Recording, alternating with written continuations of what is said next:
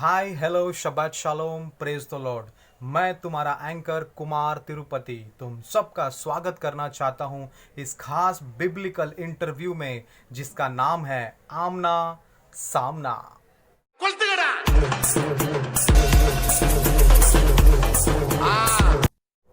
आज के हमारे एपिसोड में मैं एक ऐसा हस्ती का इंटरव्यू करने जा रहा हूं जिनका अस्तित्व हम सबसे कई हजारों साल पहले से है, जिनका नाम सुनते ही डर को भी डर लगने लगता है। ऐसा मेरा कहना नहीं, उनका सोचना और उनका मानना है। और ये मशहूर है अपने गंदे लुच्चे और दुष्ट काम के लिए। तो देर क्यों करे, आइए चप्पलों के साथ तालियों के साथ स्वागत करते हैं अंधकार का राजा मिस्टर शैतान।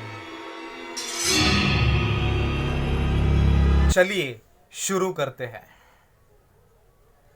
जनता जानना चाहती है यहोवा खुदावन ने जब तुम्हें सारे स्वर्ग के दूतों के ऊपर प्रधान के रूप में नियुक्त किया था, तुम्हारे अंदर ऐसी कौन सी बात थी या ऐसी कौन सी चीज थी जिसे देखकर तुम्हारे अंदर घमंड उत्पन्न हुआ और तुम्हें लगने लगा मैं किसी से कम नहीं और मैं उस यहोवा खुदावन को भी टक्कर दे सकता हूं। मैं तहे दिल से तुम्हारा धन्यवाद करता हूँ, तुमने मेरा इंटरव्यू लेना चाहा। ये ओवर एक्टिंग का दुकान बंद करो और मुद्दे पे आओ। ठीक है, मुद्दे पे आते हैं। कैसा बेवकूफ सवाल पूछ रहा है तो क्यों घमंड ना करो। नवरत्नों से मैं सजाया गया हूँ, सबसे खूबसूरत, सबसे बहुमूल्य, दिखने में मुझसा कोई नहीं, ऐसी कोई बात नहीं जो मेरे अंदर ना हो।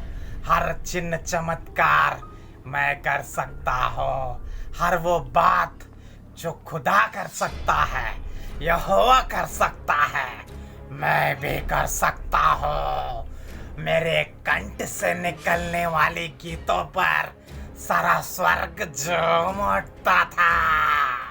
सबका प्रधान मैं, सबसे बड़ा मैं, सबसे महान मैं। ओके, मुझसे बड़ा कोई नहीं।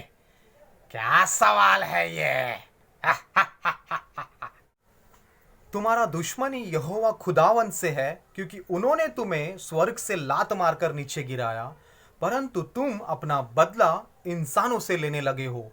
क्यों तुम अपना गुस्सा, अपना बदला इंसानों से बीमारियों के रूप में, कर्जा, दुख, तकलीफ, उनको परेशान कर कर, उन्हें बर्बाद कर कर, मौत की घाट उतार कर बदला ले रहे हो।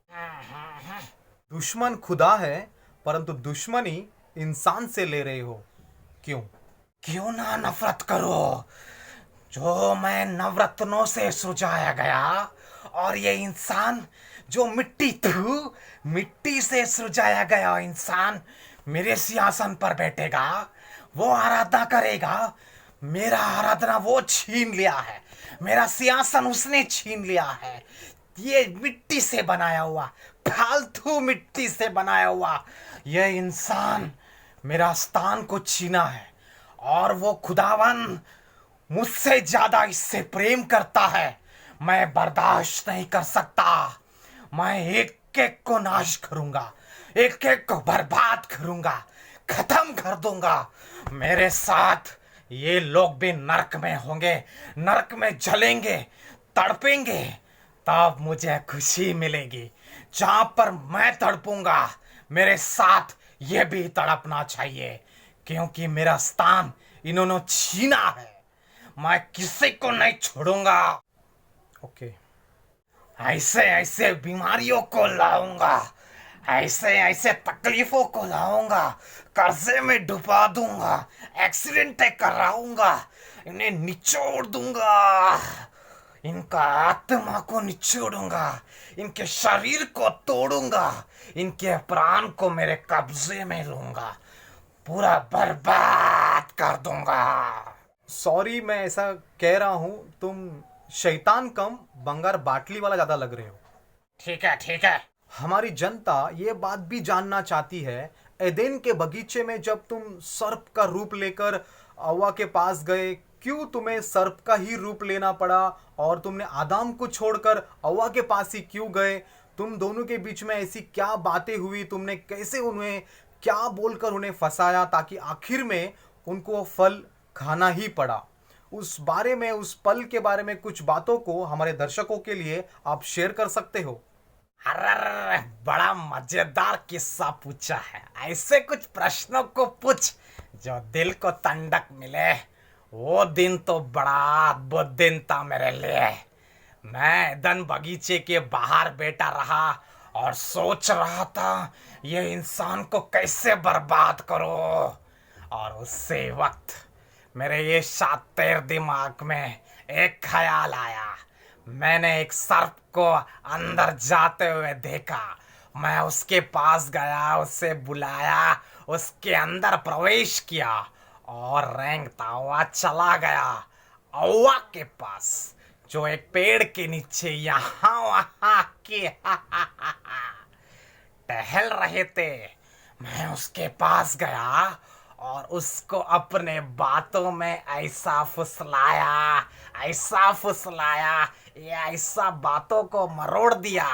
परमेश्वर के हर शब्द को मैंने मरोड़ कर तोड़ कर उसके कानों में ऐसा फूंक दिया कि वो मेरे आड़े में आ गई। वो तो इंसान, एक बेवकूफ, मेरे शातिर दिमाग के सामने कोई नहीं टिक सकता है।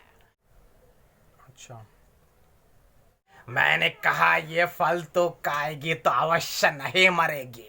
मेरे बातों में वो आ गई, फल को तोड़ी और वो जब खा रही थी, अरे दिल को बड़ा सुकून मिला, क्योंकि मेरा राज्य वहां से शुरुआत होने वाला था। इंसान को बर्बाद करने का राज, इंसान को खत्म करने का राज, उनके ऊपर अधिकार को पाने का राज।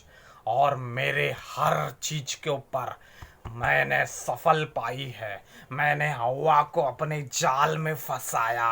उतना ही नहीं, जब हव्वा फल को लेकर जाकर आदाम को दे रही थी, वो तो बड़ा मजेदार था। मैं तो सोचा ही नहीं था आदाम बिना कुछ सोचे, बिना कुछ समझे ऐसा छोटे बेवकूफ बालक की तरह खा लेगा। उसने फल को उठाया, करके खा लिया। जैसे ही फल को खाया, उनकी आत्मिक आंखें खोल गए और वो जान गए कि वे नंगे हैं। मेरे सामने हर एक इंसान नंगा है। मैं सबको जानता हूँ। मैं इंसानों को नंगा करने आया हूँ, नष्ट करने आया हूँ, खत्म करने आया हूँ, और मैं खत्म कर ही रहूंगा। ओ आदम बगीचे का किस्सा जिंदगी भर याद कर कर चेहरे पे खुशी आ जाती है। आदम, पता नहीं तुम जानते हो या नहीं जानते हो, हमारी जनता तुम्हें बहुत सारे नामों से बुलाती है। कुछ बातों को उन्होंने अपने कमेंट्स में उन्होंने लिखा है, मैं तुम्हारे लिए पढ़ के सुनाना चाहता हूँ।